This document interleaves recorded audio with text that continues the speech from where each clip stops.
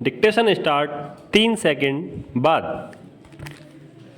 हमारे शरीर की रोग प्रतिरोधक क्षमता में कमी आने का मतलब है कई तरह की बीमारियों को निमंत्रण देना।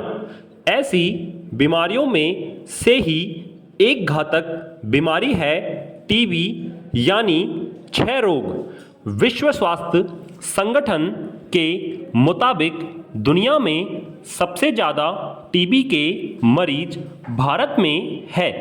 एक तरह से दुनिया में इस रोग से ग्रसित हर चौथा व्यक्ति भारतीय है।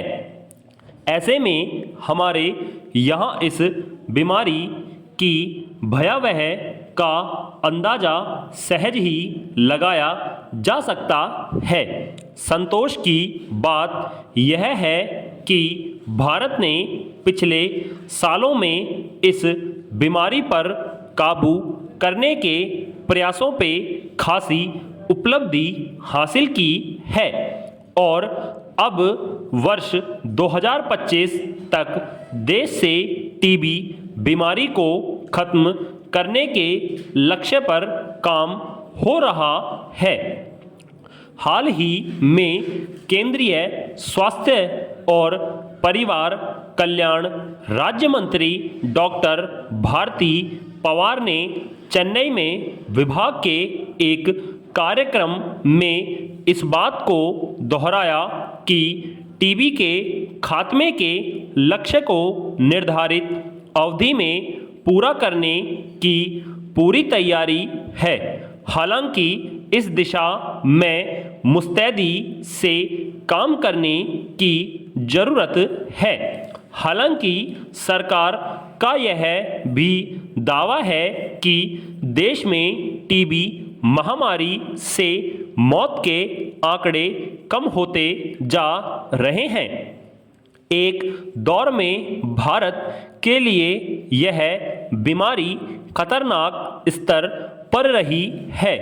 यहाँ का खान पान, रहन सहन और जलवायु टीबी बीमारी के प्रसार के लिए अनुकूल आई है। भारत को टीबी मुक्त करने का लक्ष्य बनाकर काम करना निश्चित ही बड़ी पहल है, लेकिन महज 3 साल की शेष अवधि में इस लक्ष्य तक पहुंचना आसान नहीं है। जाहिर तौर पर इसके लिए कड़ी मेहनत जरूरी है। जानकारी का अभाव और समय पर जांच नहीं हो पाना इस बीमारी का उपचार तत्काल नहीं हो पाने का बड़ा कारण बनता है। इसलिए यह बंदोबस्त करना होगा कि पोलियो उन्मूलन के प्रयासों की तरह टीबी उन्मूलन की दिशा में भी तैयारी के साथ काम हो।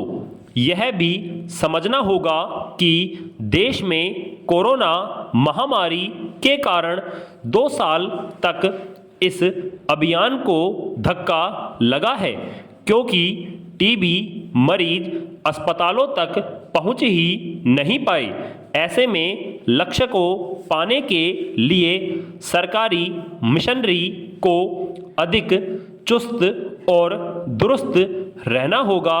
जमीनी स्तर पर शिकायतें रही हैं कि टीबी के लिए आवश्यक अस्पताल और स्टाफ का अन्य दूसरे कामों में उपयोग हो रहा है।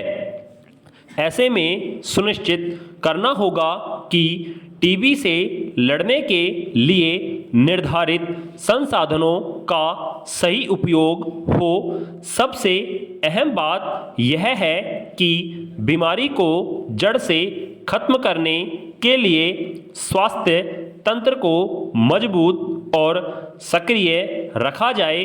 ऐसा नहीं हो पाया तो कोई भी कमी लक्ष्य को और पीछे धकेल सकती है।